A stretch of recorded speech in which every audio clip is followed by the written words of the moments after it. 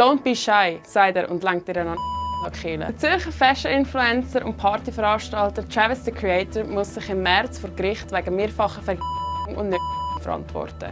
Es gilt die Unschuldsvermutung. Wie das System Travis funktioniert, zeigt eine neue Doku vom Tagesanzeiger. In Schweden ist die Masche als Drängel bekannt. Der Travis war als Concierge für reiche Stars tätig. Das heisst, er hat für Partys Frauen organisiert. Die waren oft sehr jung.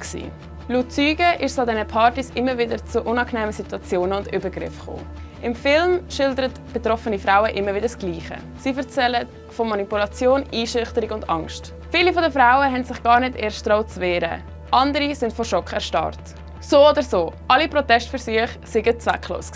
Ein Nein hätte der Travis nicht akzeptiert. Das sagen alle betroffenen Frauen. Der 30-jährige Zürcher hätte immer wieder als Dank für die Party-Einladungen verlangt. Der Travis ist besessen. Wenn er dich in eine schöne Villa einlädt, dann erwartet er von dir. Das sagt der ehemalige Geschäftspartner in der Doku. Der Travis selber streitet alle Vorwürfe ab. Als Journalisten bei einer von seinen Partys zur Rede gestellt haben, sagt Travis: «Wenn ich habe, dann gehe ich freiwillig in den Knast.» Mehr zum Fall Travis und die Doku findest du über den Link in der Bio.